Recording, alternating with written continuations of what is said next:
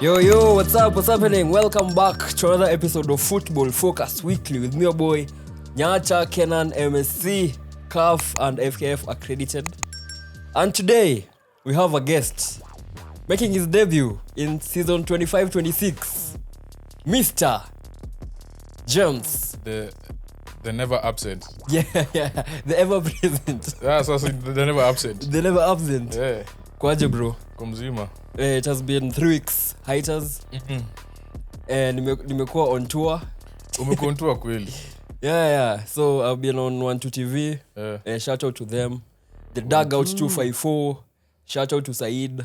And recently, Zoza Sportscast. Jonito and Krags. Shout out. So, mi niko fiti. Uko aje? How is life? It must be nice being on tour. Yeah, I'm finally back. Umesema wewe na Bian same what's up. Yeah. But sasa tunaona yangu ni different. I'm moving different. Just like my club. Did you see Bian's post? The one there's a comedian who was making fun of those like ati tufanye collab ya Rao. Alafu anapigia Bian alafu Bian kwa kitanda. Oh yeah, I saw it. Did you see Bian's comment? Yeah. Bian is crazy. Sasa vile unasema na move different. Bian moves different. I saw that comment. I just Bian died. is crazy. Bian is crazy. Shout out to Bian. Yeah. The GOAT. Weekend was nice. Did you ask been. about the weekend? No, you didn't ask. I asked about the 3 weeks. 3 weeks. Yeah, the international break for us. Me, I'm making my season debut. Yeah. It's my first time appearing on the show. Wasa waloka na lilia nionekane leo niko. How does it feel? Semeni vile mnataka kusema. Iko poa. Feels different. It feels different. You're not used to this, man. I left when you were second on the table. Now I'm coming on your first. It's just different. Me, I left when you were 14th. You've come back here. So you'll not believe where we are. In fact, you're in the territories. That's what you like to hear. Yeah. So we go straight to yesterday's actions, where we had the Arsenal. By the way, guys, I'm producer today as well. I have to be producer. We are by far the greatest team the world has ever seen, and it's Arsenal. The Arsenal who took on Crystal Palace, London Derby, yeah? Mm-hmm. And you guys beat them. I mean, right now, the things that I look for in a national game is, did they concede a shot on target? Yeah. In fact, Arteta out. Did? We considered a shot on target. That's crazy. That's crazy. In fact, we've considered this match. Last match we considered as well. Champions League. Versus Atletico, right? Yeah. That's crazy. You're not used to that. 2 shots on target in 4 games. We've considered that's too much. So Arteta out. Too much. Arteta out. And your defense to be sold to Madrid. Yeah, all of it. But yeah, how did you see your game? I really wanted to see us play against a well-drilled team. Like, so you faced United in game week 1? Yeah, so we passed that test. So this was the next test. Okay. Yeah, so again, we've also passed this one. So the tests are being passed, which is great to see, right? Yeah. So I really wanted to see how our boys would do in... Leo mini producer, mini cameraman, nimona umsako off kiasi maybe ni adjust ayako sawa. Yeah. So I was looking at how we defended Mateta, because of all the teams that have come to the Emirates, if you have a mobile striker, you cause us problems. Yeah. Because you're occupying both centre backs. You're making them think and work. To be honest, the teams we've faced, obviously not facing a shot on target it's a great achievement. Yeah. But we were stifling them, but they were also not helping themselves. So, for example, West Ham started with, was it Fulkrug? Yeah, it was Fulkrug. And Bowen. And then this other team. Atletico Solos. Solots. Like, just not strikers that really give you problems. Nottingham Forest. I would have thought they would have at least gone with the front 2 of that kid. Igor Jesus and Wood. Nani was injured. Auni was injured. So I thought they would go with one of those. So in as much as we've been very good defensively, these teams have not helped themselves when they come to the Emirates. So I really wanted to see how we handle Mateta. And bro, Mateta gave us problems. Mateta gave us problems. And he was literally just... And it doesn't matter which centre-back it was. Gabriel Saliba, whoever you are, you will get it. Running through the channels. He's bullying people.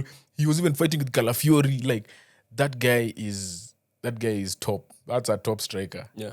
So that's what I was really looking at. And obviously, how we break down their mid-block. Their mid-block. Yeah. Because that team is drilled, man. That team is drilled so well. They're learning and from United. they came from a loss. See, they lost at home in the Europa League. Yeah, 1-0. Sorry, Conference League. Yeah. So I knew they were coming back to make a statement. If the teams that are well drilled, Iraola, Pep, Arteta, those people, Amorim, you wait for the bounce back game. Yeah. They're even worse than if they're on like a 8-win streak. Yeah. So yeah, it was a nice game. It was a nice tactical game. It was great to see Eze scoring. It was bound to happen. It was meant to happen. Mm-hmm. Yeah. It just had to. Calafiori was solid. Zubimendi still continues to prove that he is just like he's just taken us to a different level. Mm-hmm. Let me just say that. Mm-hmm. Like he's just taken us to a different level. All in all, I was happy. Martinelli came on, made some. Arteta made an early change, removed Saka. Yeah, I actually saw even before Saka got off. I saw Saliba. Saliba was hooked at halftime. Yeah, so sijui shida ilikuwa gani, injury ama precaution or something. I don't know yet. I don't know. But whatever it is, it was the reverse of the Nini game. Liverpool. Newcastle. Yeah, Newcastle, yeah. Yeah, when Mosquera started and then he was hooked at halftime. Yeah. So, yeah, like I'm happy. Like what else can you say? We don't need to peak now. We don't need to score goals. Like hata mjengea gia tu. One thing I'll agree, yes, we are set piece FC. I agree. As in, the way you say it, if you have something that's working for you and you guys have perfected the art, why not? Every team is inatumia set piece sahi, including Slots, Liverpool, Chicky Reds. Yeah. Yeah, so if it's working, then well and good. Also, I saw fans say that United dodged a bullet. Yeah, Gyökeres. Why? He hasn't been scoring for you guys, but I don't think I can be his. Neza mtetea leo per se. United doesn't face low blocks week in week out the way you guys do, and angekuja United, I think angeperform because we are a transition based team. Yeah. Na nyinyi, every team you face, it's a low block. Even that's why you guys score 1-0, 2-0, 2-1 because 90 minutes team in a defend versus Arsenal.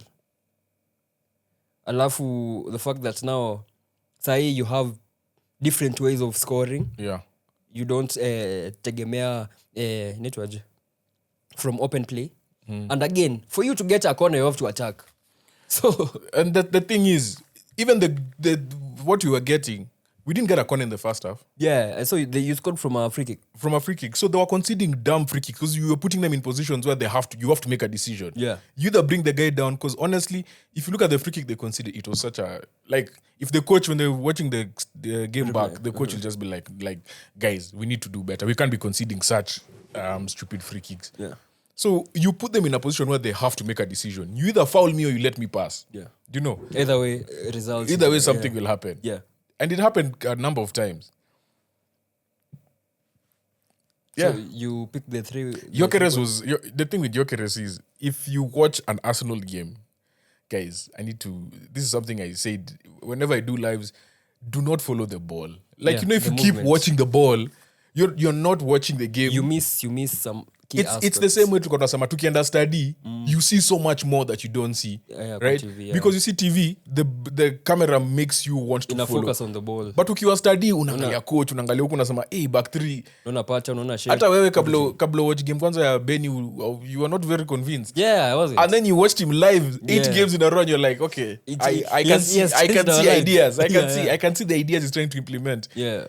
Gyökeres, I don't think there's anyone who presses more than him. I honestly don't think anyone who presses more than him. And not because we press, not that we press like majority of the time. It's just moments that we force teams to attack like maybe 7 or 8 times in a game. You dictate them how Yeah. they So attack. those 7 or 8 times you have to press them. You see, like them, they're always facing us, coming with the ball towards them. So they can't press us all the time. Yeah. They are always defending. They're mid block, whatever. But the mid block doesn't necessarily mean they're pressing. Yeah. So they're not in many situations where it's like Zubimendi will not be high in tackles in the league. Yeah. But that's because the other team does not get opportunities to even come and attack over here. Because you're being pressed in your own half, so interceptions will be high. But tackles not so much and then now if you look at someone who plays for a team like Burnley, the defenders have the highest blocks. They have to defend. They have to tackle. They have to defend. Yeah, even movements. They have to and run. It's the same with Arsenal. So you find Gyökeres is very high up there in terms of pressing because we put teams in that situation more than anyone else. Yeah. So by default, because of the Amount of the times. volume Passes. of passes they have to make at the back to try and break us down, because they're trying to hit us on the counter. Yeah. And you have to create the counter by making us press. Yeah. And you find Gyökeres is running, bro. Like the game that I realized, the Atletico game. Yeah, he ran. That guy was running. But again, it's the way people watch football. I don't think we have to drill it into people that watch the guy when doesn't have the ball. Same thing happened to Havertz. I think with time they started appreciating him more, especially on the games that he was missing. Yeah. So you realize the movement is just not there. Yeah. And now you have someone with presence up front. Yeah. Like he's bullying people for no reason. Like he just anafeel tu ni kama lazima kugonge. Ndio hata kama angeenda hivi lazima nipite hapa nipite na wewe ndio. Pite na wall. Yeah. So again, you will see, but what I'll give people who are not very big on Gyökeres is it will take time. Like guys, it will take time. There are times he makes the run and no one makes that pass. Yeah. Literally, it feels like Haaland all over again. Because Haaland, the first few games of Man City, yes, he did get, but Haaland is on a different level. I'm not saying Haaland is the same as Gyökeres. Plus, he had KDB. Yeah, but once they clicked, that's a factor. Yeah. That was it. So, I'm happy with my striker. My striker is making us win games. Goals will come. My striker is making us win games. And in as much as it's not a great output, he has five goals. So far. Nilikuwa kwa the dugout the other day na tulikuwa na coach Abdirahman. So I asked him this question. You have in your team, you have a player who, according to fans, are put in stinkers every week. But this is the same player who never misses for first 11. So what's the difference like between, okay, you are the coach, but what can you see different yenye mafans hawaoni and how you explain to them? Yeah. So the coach akasema, I don't only see, if for example Gyökeres, I don't only see goals. Goals even ziko supposed kukua spread between the team, right? But I see how what he brings to the team in the whole. We are not playing as individuals, we are playing as a team. Yeah. So if he attacking wise ananipea 90%, then defensively ananipea 80%. Hakuna jenye nimtoe ati ndio nitafute mtu mwenye anafunga tu. Unaona? So the aspect he brings to the team and keeps the team like your cohesion, I think that's why he. And last year we said we needed a striker. Yeah. The Atletico goals were the ugliest goals ever. Well, the second one wasn't that ugly, but it wasn't beautiful. Ugly. First one was really ugly, right? But a goal is a goal. A striker will take that goal. Yeah. And if you look at the stats now, who's our top scorer? Gyökeres. It's him. Yeah. He's come to do what he was asked to do. Yes. What else do you need? Nothing. What else do you need? Maybe a Sheshko. You can go to Sheshko now. Nah, we go to City. We go to City. Yeah, we had City travel to the Villa Park to face Aston Villa. Can I comment about that kit? That kit is so ugly. Why do you hate it? As in inakaa Sensodyne. Okay. Hata eri Sensodyne. Inakaa, you know those herbal hizo mitishamba fulani. Eucalyptus ma and sage. Inakaa hivyo. You're a hero. Yeah, so the game happened. Is that the second or third kit? Third. The second one is fire, is the black one. Yeah, the game happened in the same time. Yours was, I think, Ama? Sikuwa nimeona kit vizuri, bro. Yeah, the kit is ugly. as new kit ni mbaya iko chini ajabu. Hiyo ni a 1/10. Hey, anyway. Yeah, and again, they have lost at Villa Park 3 in a row. So coming to this game, I don't think City fans expected much, considering the fact that previously Nani alikuwa ameumia. Nico got an injury in Champions League. Yeah. So they deployed a midfield of Reinders and Bernardo Silva against a manager who doesn't do wing play. A manager who has 5 midfielders in the middle of the park. Yeah, so those guys were dominated. Like they didn't even have a chance. The only chance they had was when Mamouche came on and Haaland scored, but on goal. Yeah, it was offside. Yeah. Alafu Villa pia now they look shaky. They look beatable. In as much as they won, I wouldn't say that they played that great, but they managed to mitigate City's attack. Haaland only got first half alipata one chance ile 1v1 where Nani alisave Martinez. Then they got an injury. Ilikukumbusha World Cup final? Hapana. World Cup final nikumbuka jana jioni nikiona Kolomuani akichezea Spurs. Si 1-on-1 nani alisave? Si ni Martinez, but sasa that was more from the angle ya the left where anafaa kufinesse. Then Buendia akaumia. I think the game changed a bit. They brought on Mr. Clint. Buendia has been really he really picked up the slack this season. After his ACL last season. I've been a big fan of how from Norwich. So you guys were supposed to sign him. Yeah. But anyway, Sancho came on, he did nothing, he was hooked.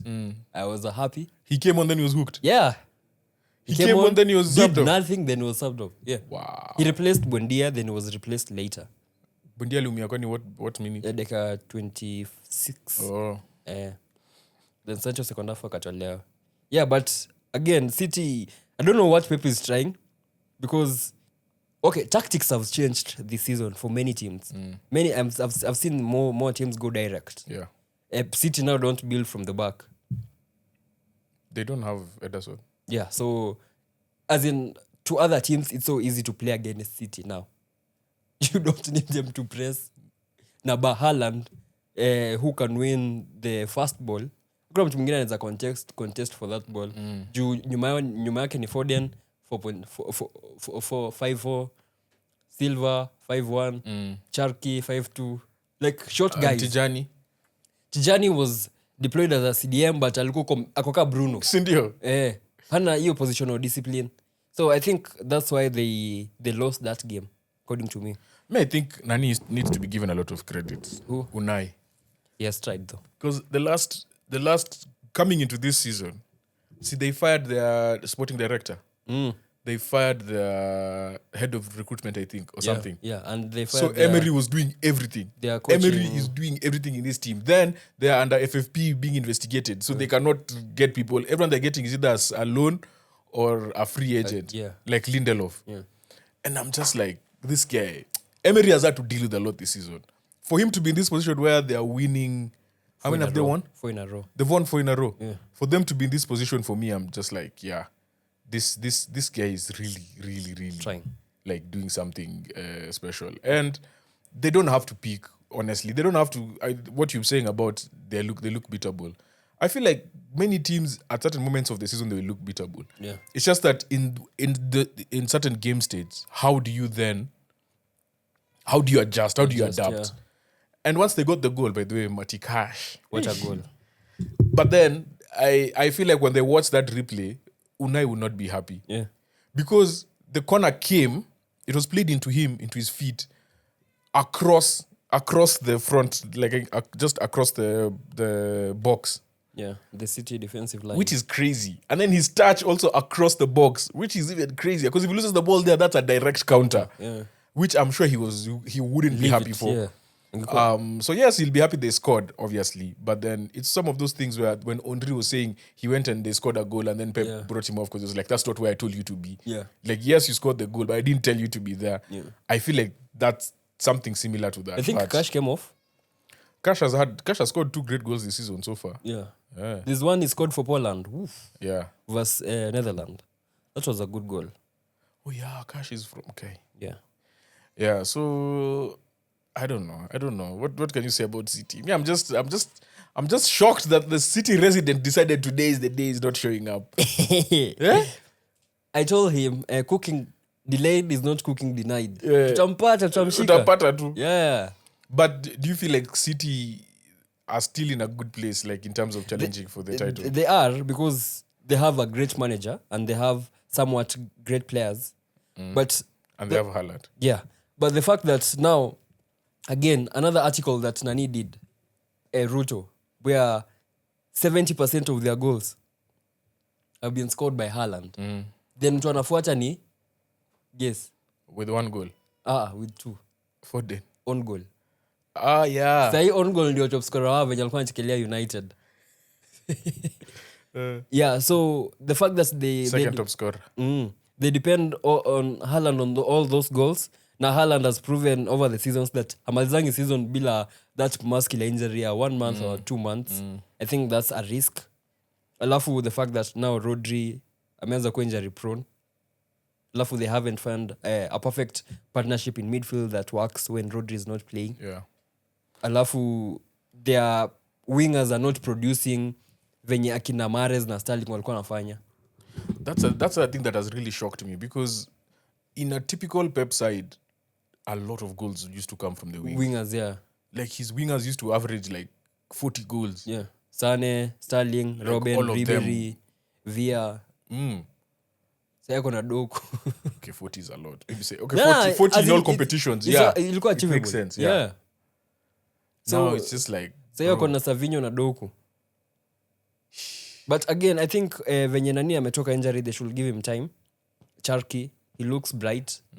Na Nasikia alienda Dagestan. Anaweza ati alienda Alienda Dagestan. kufanya Sema lose weight. sijui. Aja lose weight. Dagestan uko kwa Nurmagomedov, Khabib. Champion MMA, UFC. Boys wa Cristiano. Nasikia alienda huko ku lose weight. Asidhani anakaa tu venye yako. Oh. So he's a good player. Na he's a bit he's very creative na anatumia miguu zote, so wanafaa kumpea time. The person who's really like and I think to finish off is who's really amenibamba kwa hiyo team. Nico O'Reilly. Yeah. Hey bro, I didn't see that in him. What a guy. I genuinely did not see Nico O'Reilly being that good. And then he's playing all like out of position and he's so solid. He's not making mistakes. He's what they thought Nunez would be at right back. Yeah. He's so good. Plus yeni this profile ya kina, how do you call this guy who plays for us now, left back? Calafiori, Skelly. Watching him a midfielder converted to left backs and they're cooking. But defensively, he looks solid. Yeah. He looks way more solid than Skelly. Yeah. Where is he from? He's English. He played for England. Yeah, that kid. Me, I'm seeing him being taking that left back position. Yeah. Honestly. He's so good. Yeah, that's it about Man City. Then on Saturday, we had at the bridge. We had champions of the world, champions of the world. La la la la la la la la la. We had Chelsea taking on Makumi's Sunderland. Hey. And bro, this was the perfect game that I told Ruto now to watch, because when mi nimekuwa nikisema like our turning point for us as United was that Sunderland game. When you are talking about well-drilled sides, especially defensively, Sunderland is one of them. And for someone who's into tactics, actually go and watch Sunderland. Yeah. They changed like one ndio Arsenal light. Wana change system manakaa 8 kwa game. Different 3-5-2. Masema kati yao na Benny McCarthy hakuna difference. 3-4-1, sijui what. Like as in so many, Chelsea were finding it hard to break them down. They hit them on the counter. That Garnacho goal. Ilikuwa well taken goal. Yeah, well taken goal. Then I think another mistake that Chen Maresca got was taking off Garnacho. I feel like the person who angetoa ni McGui. He wasn't doing much. Then he remains with Garnacho. Then when you have Garnacho and Esteve on both wings, they'll stretch that defense. Alafu Joao Pedro now through the middle. Me, the issue with Garnacho that I have, he's giving me. I was watching, the guy, the Chelsea fan, Yeah. the guy for FTV. Well, he's on FTV, not FTV. He's on DR Sports. So he's a Chelsea fan, but he's one of those fans who, even though he's watching Arsenal and watching, like he'll give you like he'll give you like a nice objective angle from a non-Arsenal fan. And watching him talk about his team is actually hilarious because he said Garnacho gives him vibes of Brennan Johnson.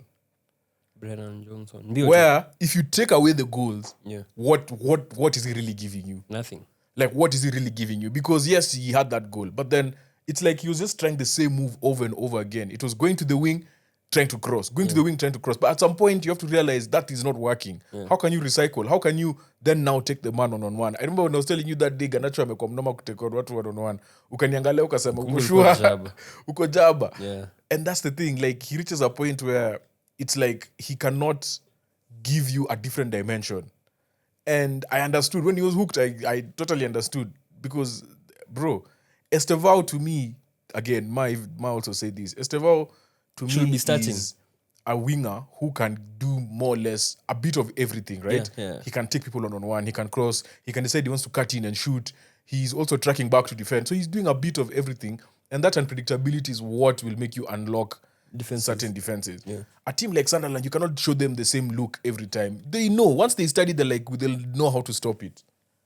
They'll know how to stop it. So that's when I was like, when Garnacho was removed, to me, as you're saying, you should have. Me, I feel like that was perfectly fine for me. But maybe I can change 2 players. I don't think McGill did much, especially considering the fact that he started, in as much as he played well in the previous Champions League game, I think he started. So who do you play there? João Pedro. But Pedro, now this is the problem we've been having with Pedro. See, Pedro offers you how many games? It's 7 games now. 8 without a shot on target. Yeah. So he doesn't give you the physical presence of. He's very good at running down the channels, which is good. But then you have to run down the channels when there's already someone in the middle. Yes. And you're now running off them. But when you're the person required to stay in the middle, be the focal point in moments of the game, that's not his strongest point. He does it, he just doesn't do it well. Actually, the games he scored, he was the target man. Yeah, but he wasn't doing it well. Like, he was, like, you find after a while, they have to bring Estevao, they have to, Andre Gomez was being put to Kombele. They had Palma. So he's very good playing as a 10, playing off the striker. Yeah. Very, very good. Second striker. Which is where I feel like Guyu had to start that game. They needed a focal point. Yeah. Against a team that's that well drilled, you cannot just, Plus everyone can't just be running and you don't have a focal point. Yeah.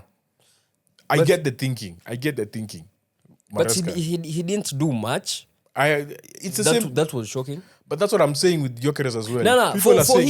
For him, unazaona hata without the ball, he's actually trying. For Guy, he's just walking off the park. Like, hana yo agency, and nika move on sleep mode. Come over teams. Yeah. Yeah. Mark teams. The person who I think I've been appreciating him, but I'm appreciating him more ni Kukurea. Like, that guy is so smart. I can't believe you. This is when you're saying this. No, like nimekuwa nikimuappreciate since you opened our eyes, especially in the Euros. Before the Euros. It's been 1.5 years now. You're getting to come to the relation 1.5 years later. No, like I know he has that in him. Me, the gene I don't like in him ni ile kuchapa players, commit this dirty faults. It reminds me of Busquets. Not even Busquets. I hated Busquets for that. Anachonga not Mope. Like he's but Mope was just anakusumbua lakini, and he's not great. He's not okay, let's just be honest. He was not a great player. Now Kukurea is a dark arts, but the guy knows what he's doing. Yeah, he's a good bowler. Like, tactically, the way that guy moves, yeah. Jonito. Yeah. That guy, the way he moves, the way he goes into the box, and you'll find he's like that goal that Nani scored, Kake scored this weekend, literally just reminded me of Kukurea. Yeah. He's in a position and now he knows how to find space. Like, him and Maguire are defenders who knows how to move inside an opponent's box. Yeah, so Yeah, so credit to him for that. Alafu the second goal they conceded, let alone the throw in. Hizo zinapending. That one. Bro, as in, I mean, mtu angetoka Nairobi afike Kisii na how players have tried to put in a challenge or something. Like Chaloba and was it Tosin? It was Chaloba and Aderabio. It was Tosin. Yeah, Champong I think alitoka at some point. Yeah, Champong had been subbed off. As in wanangoja Brobery anatuliza ball, anageuka, anangoja Talbi, anampasia. Hata CEO, si nani kwanza likama kamikran. Yeah. The guy who came and make the run and then Rhys James akamfuata. Ndio Talbi akakuja kaika tu bottom corner. Yeah. Akakumbuka tu Arshavin. Yeah, that goal was Barcelona. Where Valdes didn't move. Yeah. Crazy. Same finish. Nilikuwa dying minutes. I mean, they deserve that. You know, we were watching that game. We watched it here with Bobby. Well, the last and the dying minutes of the game and then the United game. Yeah. What could they have done better? In what sense? Like what could they have done? Because we played that thing and paused it like 5 times. Drift him wide. Because Rhys James now comes in. Usimfanye ageuke. Rhys James comes, but he comes with the runner. Yeah. And he follows the runner all the way. Yeah, which is perfectly fine. Talbi comes as the third man now. But then Caicedo doesn't push because who else is supposed to come and cover Caicedo. that last run? Caicedo. It's Caicedo who doesn't do it. Yeah. But that is like the fault number. That is like a fault behind the fault. Yeah. The first fault was when you guys had him there, two players. Why didn't one come round and Kwanza they are taller than him. The fact that your ball ati lidunda kwanza. Akaicontrol tu vizuri. He had 5 touches in the box. Yeah. Setting himself up. 5 touches. That's crazy. That was a well taken goal from Talbi.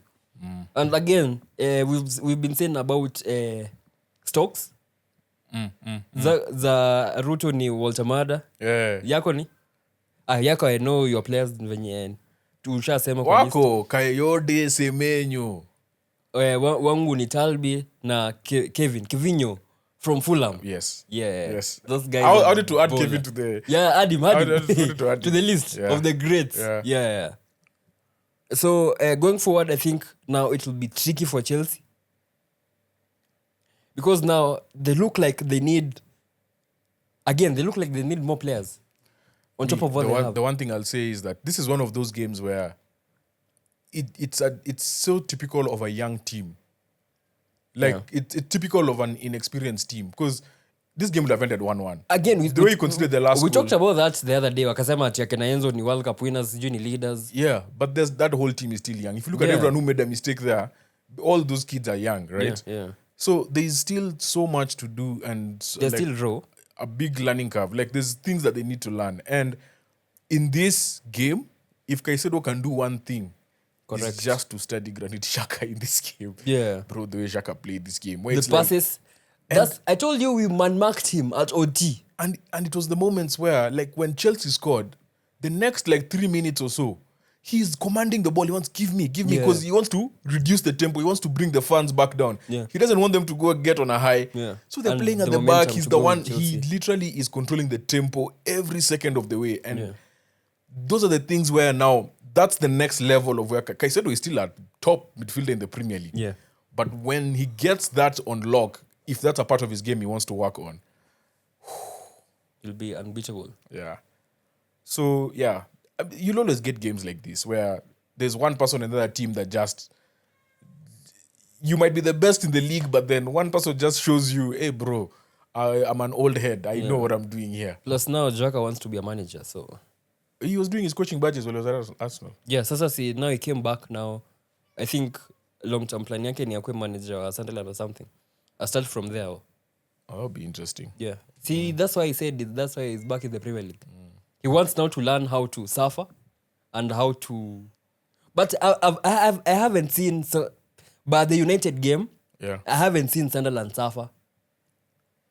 Like, they've been on the front foot every game I've watched. No, they suffered moments of the game. Even this Chelsea game, they suffered. Yeah, they suffered, but they looked as in nile suffering yenye, we know what you're going to do, you do it. Si yenye natupea challenges. Yeah. Yeah. You know, the United game is the first game they have done a sub first half. That's it, your injury. Anyway, Chelsea have they have a lot of issues to fix. Right, on Saturday, we had game of the weekend at OT. Bonne tena za kichwa za mguu.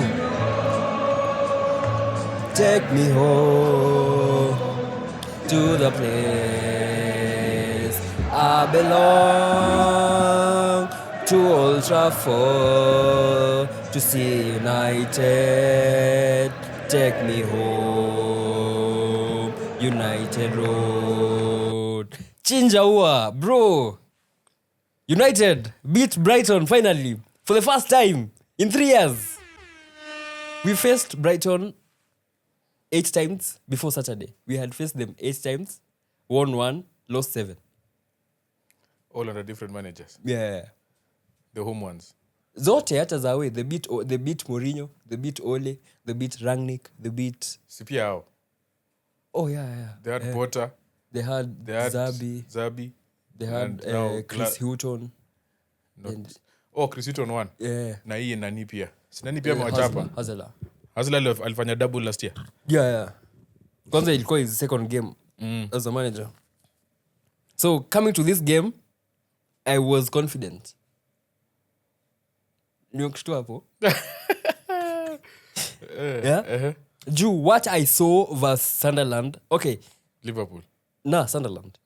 I mean, before Sunderland, we played Brentford, where you asked me if I was a United manager, what different thing will I do? Adi ilibidi umetetea Amorim. Brentford walichapa 3-1. Remember? You said that again. Yeah? Nani alitetea Amorim? Wewe. You said, as in you were Amorim's advocate that day. Not just that, this whole season. That day? This whole season. Okay, yeah. So after that game... You remember the day I was telling you atimpatieni mpaka December? That was before the Brentford as well. Yeah. Ilikuwa acha before the first... Kwanza watu wako na shida na wewe sana, but tutafika huko. Right. So, you asked me, again, Amorim nika na watch box to box by the way. Yeah. Shout out Amorim, nika unatusikianga. You asked me if I was a United manager, what different thing will I do to get results? I told you based on what other managers and players have said. Iwobi said, for us, it's easy to prepare against United because they have 2 in midfield. And once you get behind them, it's easy. So from every comment that managers and players were making, it was about our midfield.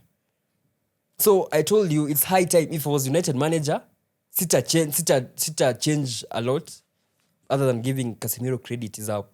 Hii umekuwa kusema kutoka last season, bro. Like when we were scapegoating Mainu and saying that Casemiro ndio shida. Casemiro, bro, once he's out of that team, we look lost. I said, in our pressing structure, have numbers in midfield. Acha kucheza ka Ten Hag. That's what Amorim went and did. Now we are pressing in a 4-4-2, a mid-block, or a 5-4-1. But do you know what's funny? You guys are now starting to look a lot like Crystal Palace. Yeah. You are literally... It's like he has gone to watch Palace games and he's like, I'm coping those people. He didn't watch Palace. He watched box to box. It's like... Because in the last... 3 games. In the last like month or so, how many videos have you seen of the difference between Amorim's 4-3 and Glasner's 4-3? A lot. So many people have done those videos. Yeah. Like so many people. Yeah. There was so much... Like, have you guys played them? Nah, we are yet to play them. You guys are looking a lot more like Palace. Yeah. A lot more like Palace. With just more firepower up front. Yeah. And that's another thing that the manager did. If you look at the great teams, the Arsenal, when Arteta signed Ramsdale, Liverpool when Klopp signed Alisson, CE when Pep signed Bravo, which other team? As in goalkeepers, they give something different. Nick Pope. Yeah, Nick Pope also. To an extent, Yeah. When Saint-Lamar started playing, bro, we were celebrating even crosses, claims. But he has proven to be a very good goalkeeper. And now he's very crucial in how we play. In the sense that Amorim, I realize the first and second phase, we are not so good. But up front, we have so good players. So what we do, I think, tena nakwambia alisikia box to box. You said people can't be offside from goal kicks. Goal kicks, yeah. So ni kama Amorim alisema, guy, walai. So we've been going long every game. So now we are making it hard for opponents to find out how we play. Because when they press high, we go long and win second balls. Yeah. When they don't press, we build from the back. So we kind of dictating how we want opponents to play. Alafu, Baby Salah, Bran Mbumu. What a guy. What a signing. Eric Giroud. Yeah. In the flesh. As in, you watched our combined 11, Uko 1-2 TV. We had him, tukatoa Salah. And we've never regretted. What a decision did we make? Yeah. So, our front players are doing so well. And the manager has realized that I don't have the technical ability yet of what I want for... Were you surprised at how well you guys played without Mount? Yeah. Especially off possession. Mount offers a lot. Like, Mount has been our best player. But him and Casemiro, they've been our best players. So the fact that now... Delict, yeah. He's the one who's allowed all this. All these things are happening. Bro, because like... he's allowed it. Watch anacheza, he's class. Because what you do with him is what Palace do with Gay. Yeah. He's class. Like, on Saturday, he was our CDM. Allowing Bruno and Casemiro to go high. Naambia nyie endeni mfanye vitu zenu. Me, I'll deal with Welbeck and Ruta. Do you know Gehi was man-marking Eze? Yeah, I saw that. In moments of the game, he was actually man-marking. He was given the freedom to leave the back five. And push up. And then when the ball goes to the other side, you can go and rejoin the back five. Yeah. Same thing your Delic is doing. Yeah. Because he has to cover Bruno from that side. Alafu, I think another tactical flaw that I think the manager will work on ni when the fullbacks invert. Our wingbacks sasa wanakuwa confused. Do I step into the midfield? Ni create 2v1 ama ni baki hapa wakwe na space. Then when the striker drops, alafu center back now Delete alikuwa anamfuata. Anakuwa caught in two minds. So do I go in with him? Niache space hapa nyuma for drop ball ama ni baki? Niache bado space apache ball? I think that's something that Amorim now needs to work on. Alafu another tactical thing that worked for him ni starting Ahmad. Yeah. Now, I realize like our wing backs wanajipata kwa positions zenye attacking players wanajipata na they don't do much. Unaongea na confidence. Ulikuwa umengoja hii pod kweli. Bro. Now Ahmad is there. Yeah. Ahmad is killing it. Like our right side wakienda AFCON bas jeto hapo ndio inaishia. It will be good while it lasts until December. Juu Ahmad, Mbumo, Maz wanaenda. That's our best right side. Wanaenda AFCON. Mtakuwa tu sawa. Mtacheza tu nani. Now the only thing that I need... You've built a system. It's a system you can just interchange players. Yeah, now we are... That's what I said. Like, these players need to understand the system first, then tweaks will be made. Now I need on January, when we are now deep into the title race, because by international break tutakuwa number 2, 3 points behind Arsenal. January, we go and sign Semenyo. Sasa cheze the other wing back. You utakuwa mmemwaste. Atakuwa tumemwaste. Wing back? Yeah. Semenyo? Hapana. Semenyo, you want him forward. You want him... Licha will be back. Like, we can play a 4-4-2 at times. If you buy him, you pay...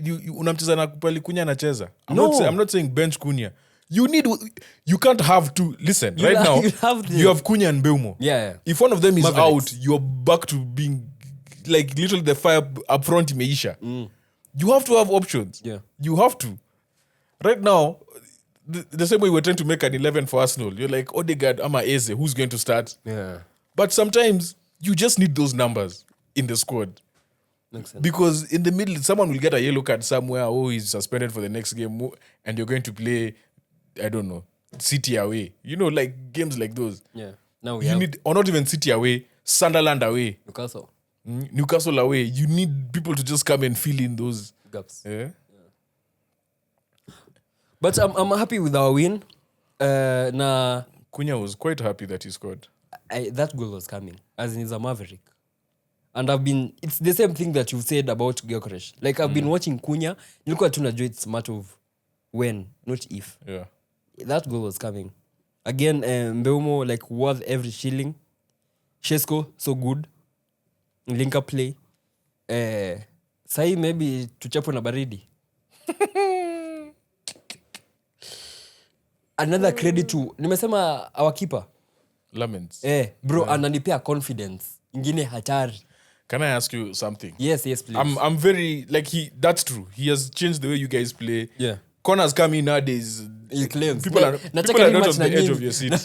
People are there. I don't worry, we'll find new ways. Yeah. In fact, do you realize, of all the set pieces we've scored, zote ni different. Yours was different. Zote. Yours was special for you. Zote ni different. Kila mtu ako na yake. That's what I was saying kwa group. Like, one thing I've realized ni Arsenal, they don't repeat what they have been doing. Yeah. They recycle. Kila mtu ako na yake. Yeah, kila mtu ako. Pale ilikuwa second ball tulijua hawezi deal nayo. Kila mtu ako na yake. Yeah. I want to ask you about Lamens. Do you think that he was at fault for the free kick? Kinda. Like, that ball wasn't on the far post. Ilikuwa kinda central. Na yeye even like from the position of the free kick, in as much as walisongesha mbele, haikuwa place yenye unajua ati anaweza finesse, like where you have to take this angle then you upate power ya kudive. Hapo unge remain central, ungeza save, because the free kick from the place it was committed, the foul, anaweza take from central, so you can dive either way and save it. But he moved a further one step kuchini. Bas. So for me it was not even, I feel it was the moments before the free kick was taken where he took that left step first. You know thing that striker, that goalkeepers do. Atindo apate power ya ku. Because once he does that, that's it. Yeah. And this is where I keep saying that. Well, I'll keep saying. I haven't said it much, but I'll keep saying. Courtois and Donnarumma are the best in the world at what they do. And now we have Baby Courtois. They are actually the best at what they do. Because if you look at the number of saves Courtois saves, even free kicks, even Rice, there were free kicks where the Rice had to go and put it in the corner completely. Yeah. And the corners, free kicks that he saves, he's normally uko at the... And you're like, how does he position his feet before the free kick is taken? To be that good to get there. That dive. And Donnarumma, the same thing. This Lamens guy also, the thing that Bambanayoni, he's a good shot stopper. Yeah. He's actually a good shot stopper. That's what we need a goalkeeper to have. And he's good in supplying passes. Also, mnajua tu shots zinakam. Yeah. Plus, anaweza command backline yake. He doesn't do it for the cameras. He actually knows what to say. Unlike some other guy who I won't name for security reasons. Just saying 20M. So for him, he knows how to command the backline. And I love that about him. So we have got it, as in, now we have broken two mental blocks. The first one was, can we actually win 2 in a row? We did it. And against Liverpool. The other one was, United, after a big win, tunaingianga Slumberland. We came and confirmed versus Brighton, who have been our boogie side. Now the only remaining factor now I have is how we can perform to a team that gives us the ball, alafu inatuit on counters. Because that's the trick that we use. Yeah. And there's no other way than the person we are facing next. Sean Dyche. Dyche bado akona kazi. First game at Forest Stadium. No, it can't be. As in first game kwa hiyo stadium yao. Yeah, Premier League. Yeah, Premier League. Yeah. Yeah, Premier League. Because they played Porto. Yeah. And they beat them. So today I was seeing Opta. I think there's a supercomputer. Number 1, Arsenal have 68% of winning the league. Number 2, City. Number 3, Liverpool. Guess number 4 with 4% of winning the league, bro. 4%. Yeah, the dark horse. Yeah. Remember when the season started, tulikuwa kwa relegation battle. We had a 12% chance of being relegated. How the turns have table? They have tabled. Yeah. It's crazy. Yeah, so it's a good win and we are back to where we belong and we have momentum. Sitaki kitu staki ni international break. Inakuja. Hiyo ndio staki.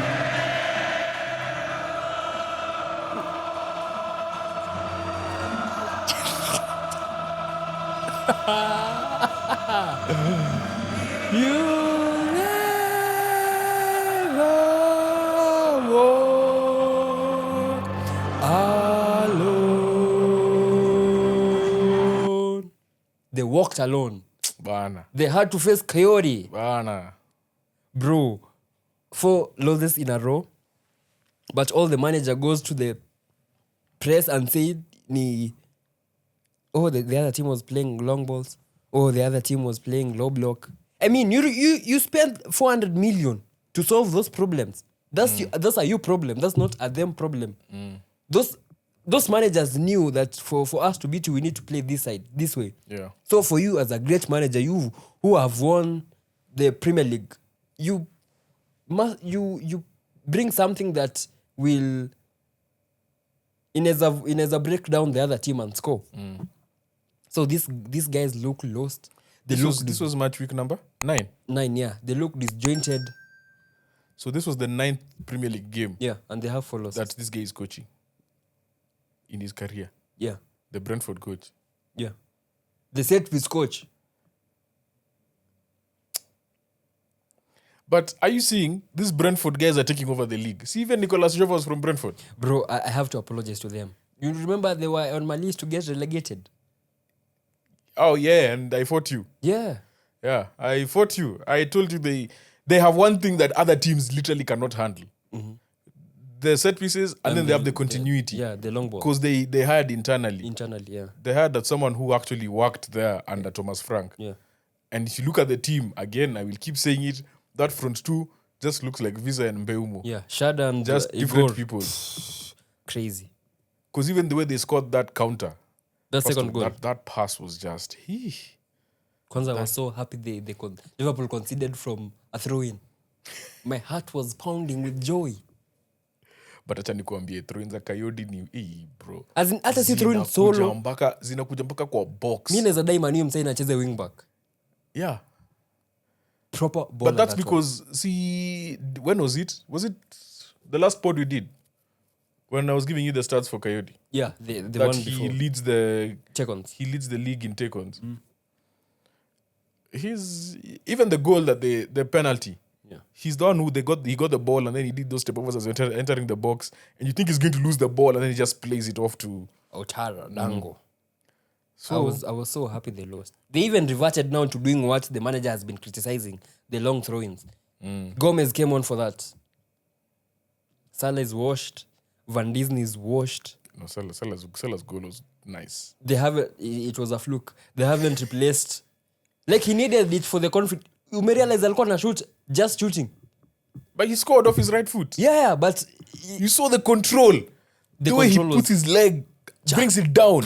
yeah, So how is that a fluke? it was a fluke goal. As in, ingekuwa na left ndo ungesema ilikuwa plan, but right. You know, when you shoot with your weak foot, kama wewe si Cristiano, Cazorla, nani, you don't dictate where the ball goes to because it's weak. Si amekuwa kitrade. Unaweza kuwa umeficha hii kona but ball iende huko. Si amekuwa Unaona? kitrade. So hiyo ni fluke goal. But they haven't replaced Trent yet. They were never going to. And I'm happy because they trash talked him. They even had fans booing their greatest academic graduate. Awase wako mbaya. You've seen their next fixtures. Hii pod iko na apologies mingi. Hata by the way wewe bado hujanipatia apology yangu ya United. Yeah. Oh, Ya Amorim. we are sorry. Zizi tutarudi huko. So Bosley continues to prove that he's the best midfielder. The best player. right back. He's both the best right back and best midfielder. And best attacker. Even in pressing. He does all by himself. He's everywhere on that field. Everywhere. Like he does so well. Isaac, what did you think of Isaac? He didn't play. Oh, sorry. Ekitike. Looked. Ekitike is the one who gave the ball away. He's the one who gave the ball away for the goal. The second goal. Second goal, yeah. Where Damsgaard Yeah. When he was trying to play the 1-2 with Florian. Yeah. Ketike, he has been their best player, but he game he looked lost. I think after scoring versus Frankfurt, nikawa walimroga. He game he was a shadow of himself. Unaonaje Florian? He's a good player. He has those glimpses of what he's going to do. He can dictate the play. But again, the areas zenye Liverpool wanafaa wampe ball mostly, hawampei. Wanampea kwa half ama kwa defensive third yao. Ama he has to come deep and pick the ball. That's not his strength. His strength is giving the ball in the final third. He'll do something. Alafu now, you have people like Salah who... Like, Florian can work well with the ile 1-2 kama zile za Messi na Jordi Alba. Ukipea Salah na shoot. Ukipea Gakpo na cut in. So he's yet to understand the movements of those players he plays with. He's still a great player, but I'm happy that he signed for Liverpool. Angesign for United ama Arsenal and play the way he plays. We know he can get to his best, but with the fee he came with, wangekuwa wamemtusi vibaya sana. Yeah. Yeah, man. Brentford. Oh, their keeper. Mama Mandazi mbili. He looks lost. Amekufanya nini? As in, those 1v1s saves zenye nani ana make. I think if they had Alisson, he saves the Mbeumo goal, he saves the Shada goal. I don't know. Yeah. I don't know. As in, it doesn't give the confidence. I feel like even when did they start losing? See, Nani was Palace. playing. Alisson was playing. Palace. Yeah. Yeah, but he saved That's the them. game he got injured. Yeah, he saved them from conceding 7. Mateta would have had a hat-trick in the first half. So they still concede. Their chances are still being conceded. Yeah. Plus, what we said about them defending transitions. Our Jui, wakasema, oh, it's only pre-season. Alafu we told them that side of Shonrait Frimpong and Salah, hiyo ndio itakuwa weakness yenu. Alafu the fact that you bought an attacking fullback in Kakes and now you're playing him as a Kakes, si alifunga. Yeah, but they play him as a third center back. Left CB. Can I tell you the funniest thing about Kakes? Is that the person who Bournemouth have bought to replace him looks better than him. Yeah. Trufe looks like a baller. Yeah. I saw that on the first game they played Liverpool. Yo. He looked like an upgrade. Yeah. Even this guy, I'm going to have him on my FPL. Liverpool just have to accept that they were fleeced. They are striker. But I'm not going to... Not yet. No, they were. Kwanza, today I've seen a stat that says since the Premier League started, no team that has lost 6 games has won it in game week 38. Liverpool have 4 L's in game week 9. Not me. For me, I think... I don't even look at the 6. I feel like the last... Okay, so this used to be the rule under Ferguson era. Bro, if you lose more than 3 games, you're not winning the league. Yeah. And last year, I think, was the first time in a few years that the person who won the league lost more than 3 games. And most of lost 4. Most of the losses came after they had already won, yeah. Because there was a time, there were only... In fact, there was a time that they were going to go unbeaten. Yeah. Oh, sorry, that lost Nottingham Forest earlier. No. The only one. Was it Forest or Palace? It was Forest. That Odson and Odoi Kala away at Anfield. Yeah. Yeah. So saya washindi.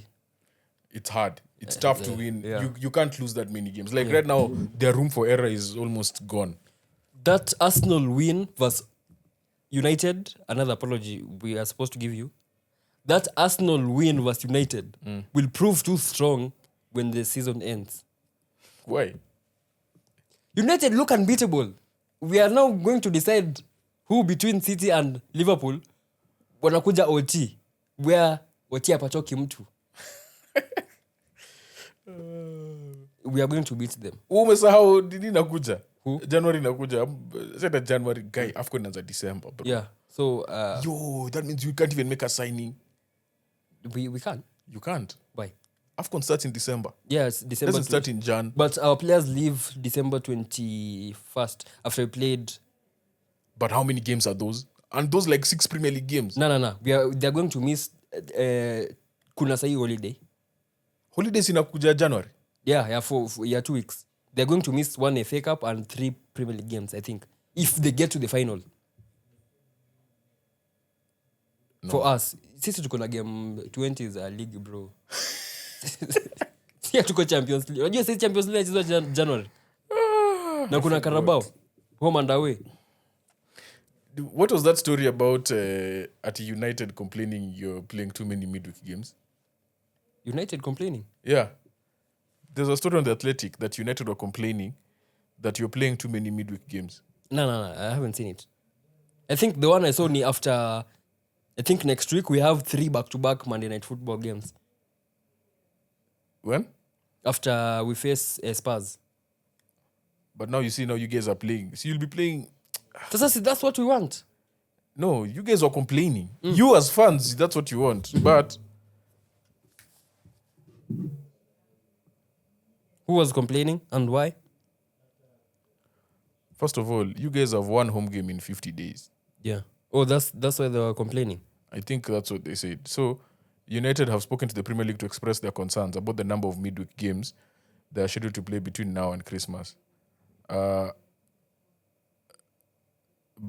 So the issue was they're complaining about how many games they have to play. Mm-hmm.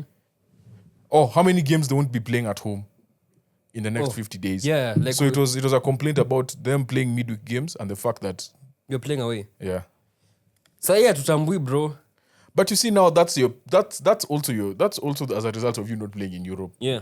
Because you find, like, for example, even Carabao now, there are teams we could be playing away Premier League, then we play home Champions League, then away Premier League, then home Carabao, then away Premier League. Yeah. So you've played 3 away Premier League games, but you've played like 3 home games of the other cup. So it's also as a result of you guys not being in Europe. In other cups. So I don't know how you can blame the league for that. Ndio maana hata sijani kitu juu that's I saw it on The Athletic. Akili you guys went to complain. Akili anaku. Yeah. So we go to the rest of the Prem. So you guys, United played 30 home games last season, and this season you could be playing only 19. Okay, you need atuja KFA. So that's what they're saying, depending on your progress. In January we are going to pre-season in Saudi. Me, I don't understand why you guys have not played pre-season games. Si tunaenda January. Sorry, in-season games. Tuta play January versus Saudi Pro League, the combined 11. Anyway. Yeah. Nani tena tumesahau? Rest of the league. Tuko best of the rest already? Tumeenda mbio. Tupe best of the rest. Yeah, best of the rest. Yesterday I made a bookie mistake. So on Friday, I was like, nah, I'm not having Van der Ven in my team. So I benched him. You made a bookie and a rookie mistake? Yeah. Both of them combined? Yeah. Bro, naona amepata 23 points. Unaumia? I'm suffering. But yeah, a good win for Spurs. I think first team to win away at Hill Dickinson. And not only that, you know they were giving us a lot of shit that we were just scoring from set pieces. Yeah. They broke that game from set pieces. Yeah, yes. That game was literally as a result of the set pieces. Yeah. But the execution was really good. And Everton had not conceded from a set piece the whole season. For them to score 2, you were scoring against a really, really good side, yeah. So plus I saw Kolomwani, I was shocked. This guy still exists. See, you went to Spurs. As in, hiyo ni nyeja register. Transfer nyeja register. Kolomwani. R9 came on, assisted. It was a comfortable win for Spurs. Do you remember when R9 started the season and he was scoring every time? He was top scorer. Yeah. How life comes at you quick.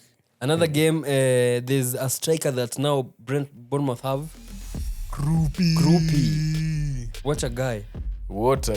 Yeah, the beat Nottingham Forest 2-0. We're all groupies. Yeah. I need to have him in my FPL. We are groupies. Newcastle. No, but that guy, let's just say, first of all, that goal, the way he scored, the way he took it, the amount of confidence that boy has. The bounce. Is insane. Your shot. Is actually madness. Isn't that 3 goals now in 2 games? Yeah, in 2 games. And then, who scored the other goal? Tavernier straight Tavernier the corner. Olympico. Was that a corner? No, it wasn't. Kama hizo ndio mnafunganga unajua. Yeah. Nimusha stories za PS. Yeah. Bruno Guimaraes left it late for Newcastle. And you know he had missed that chance. Yeah. Remember he had missed the chance earlier just before that have won it. Yeah.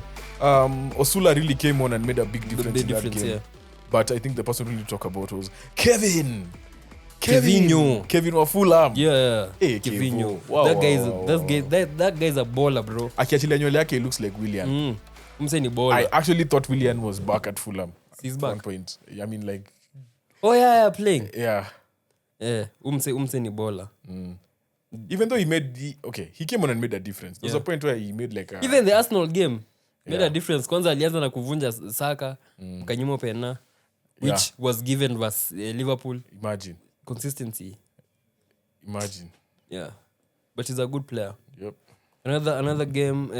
Voltemada hit the post. Yeah. I needed those points, but we live to see another day. Yeah. Then another game where we had the early kickoff on Friday. Leeds beating West Ham again. Okay. Conceding from a set piece corner. West Ham are in deep shit, bro. Ningekuwa Nuno singekubali hiyo kazi.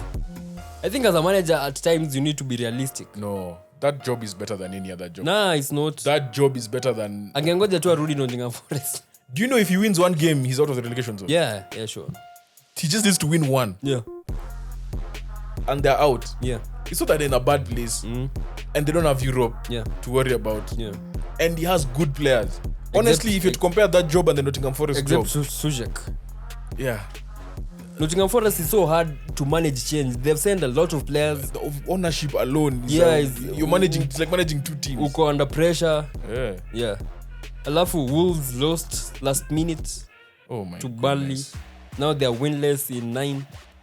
First of all, another one of my players, Brun Strand Larsen. Yeah. Is now the captain of Wolves. How weird is that? I think they gave him, especially when they Qatar his deal to Newcastle. You remember he was supposed to go to Newcastle and replace Isak. AI. Yeah. No, Strand Larsen is a bowler. They did so well to actually come back to 2-2 because at 2-0 I was like, these guys are done. But they really fought hard. Yeah. But also the way they consider it also a very stupid childish, way. Because the Flemings. The one who was assisting the. No, see, there's a defender who tried poking the ball and poked it straight to a Burnley player. Yeah. So and then our South African boy Lyle Foster on the score sheet. Hey, Munetsi also scored. Shout out to Munetsi. Have you heard Munetsi speak? No. Bro, he's so eloquent. Okay. I was very surprised. He was doing a podcast with Fifth Pro on players and when players are picked from Africa and your agent in Nini basically. Yeah. So he was talking about that whole thing. Very eloquent. You need to check him out. Akina Foster, but see, I want to end the World Cup. Nani? You know, South Africa qualified for World Cup without foreign players. No, Foster's in the squad. Nah. They played without any foreign player. No. Foster was in the squad. Without any Aki. Foster played against Nigeria, if I'm not wrong. He did? I think so. We just confirm. Okay, let me check. I think Foster played against Nigeria. The last game I know he didn't play. It was Nani who played. What's the guy who scored? Shalulile. Not Shalulile. Shalulile is Zimbabwean, no more. Namibian. Gopa. There was the guy. Mbadha. Who was the guy who was suspended, by the way? The one who made them get deducted points? Katlego, someone. Anyway, I think Foster played the World Cup qualifier. Not this last international break, the one before last. Okay, yeah, that's one. Because the last one, only local-based players played. Yeah. Then we go to España, where we had the El Clásico. The El Clásico. No, where we had El Clásico. El Clásico. Yeah. Again, another game was confident. We are going to beat Barcelona.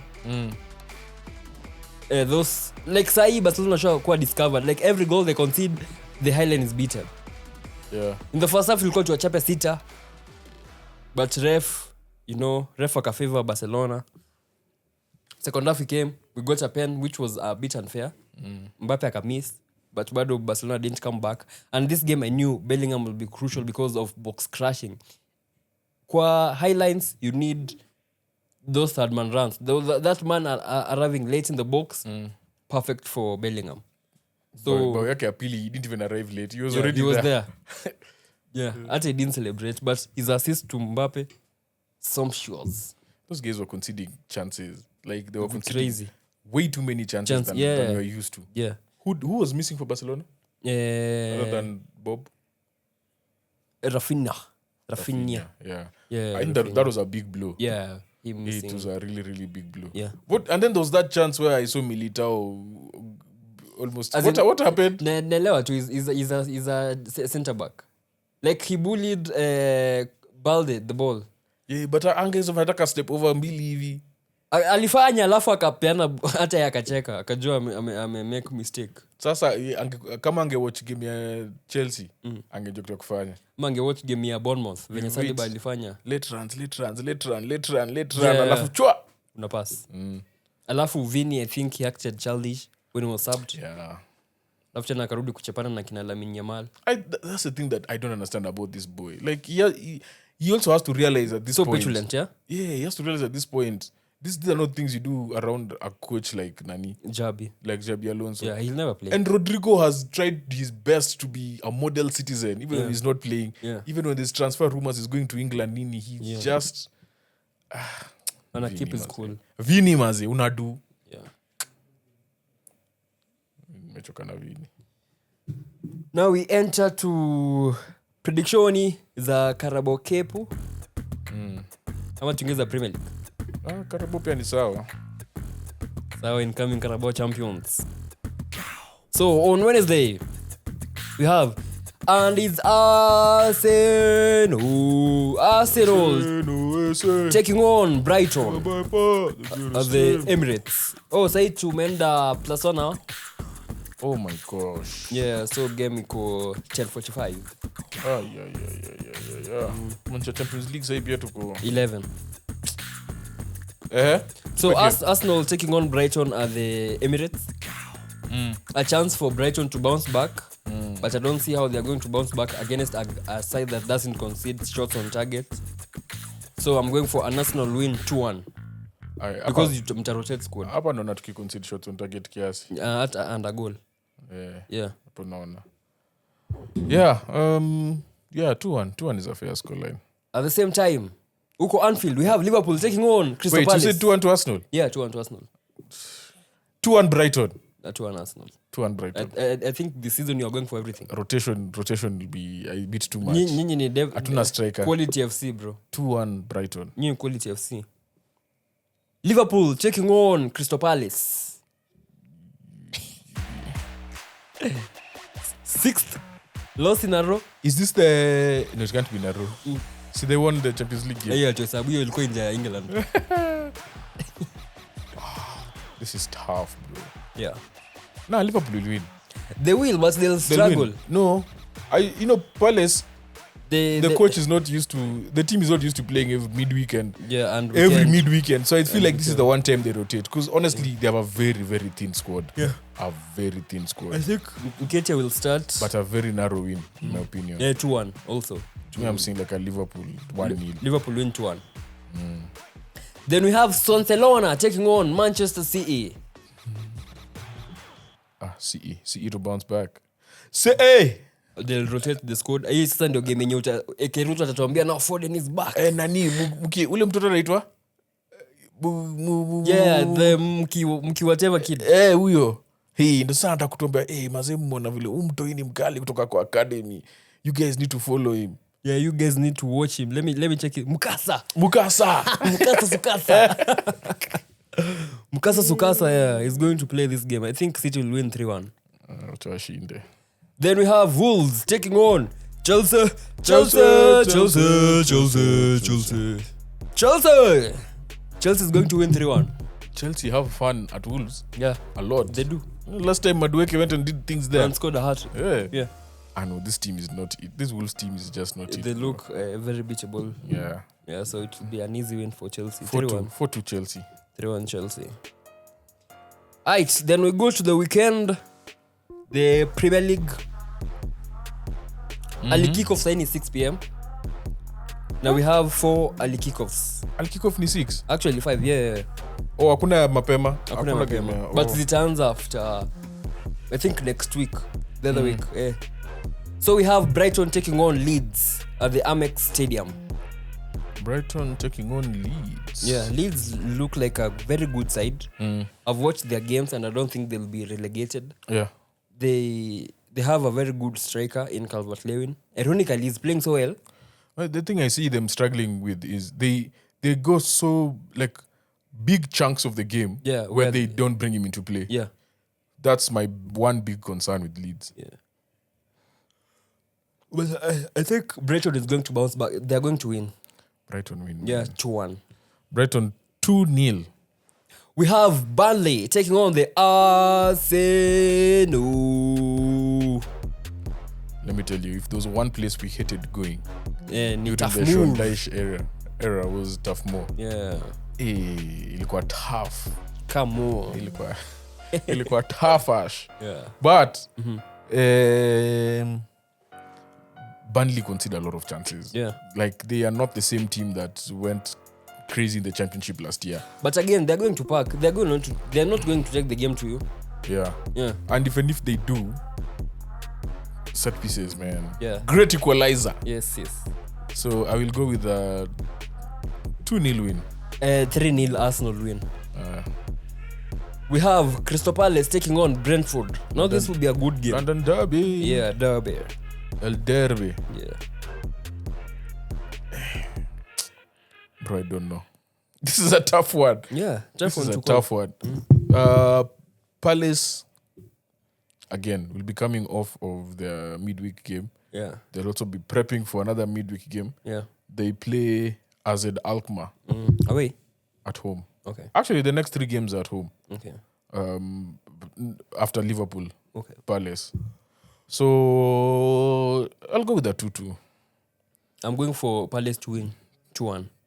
Okay. We have Fulham taking on the Wolves. Okay. 4-0. 3-1 Fulham win. 4-0 Fulham. I expect the Hell End boys do something. Emil Smith-Rowe, Msoangu, it's your time. It's your turn. 3-1 Fulham win.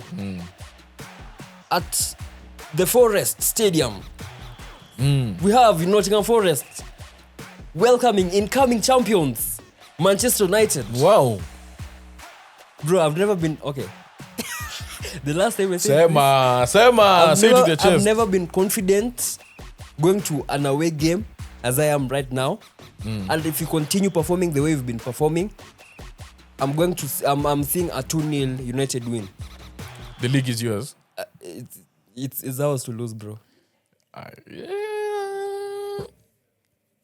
Definitely you guys are going into it way more confident. Very, very confident. Very ready for Tuesday. Yeah. I just feel like Sean Dyche is bringing that feel-good factor.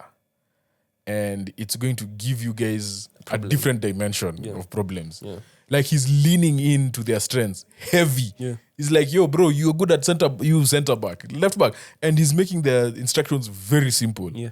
I watched them during the Porto game. Granted, they scored 2 penalties. But still, like... They dominated. They really, really played well. Yeah. Then the game against... who did they lose to?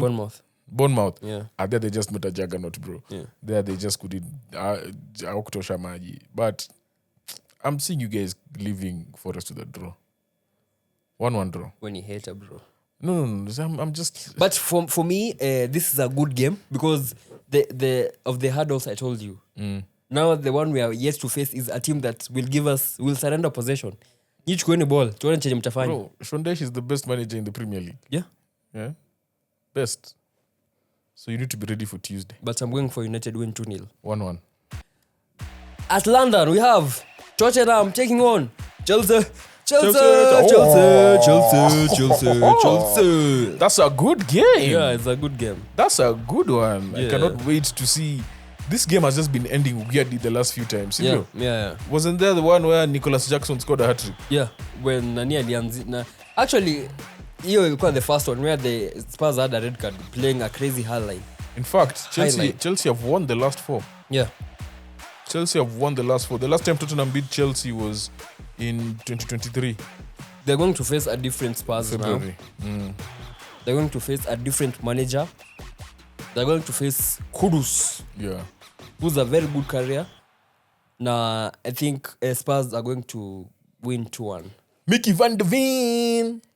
He's been starting with Danso. Yeah? And Romero got injured last match, warm-up.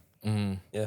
Pedro Porro is also, those deliveries are now looking crazy. I'm still not seeing this Xavi Simons. You know, we really praised him, but it's I click bado. Click bado. Like right now, you're really seeing why Tottenham miss Maddison and Kulu. Sana Kulu. Kulusevski. Oh, this game is tough to call, bro. I'm going for Spurs to win 2-1. I'm going with a draw. 2-2, high scoring. In fact, 3-3 if they want.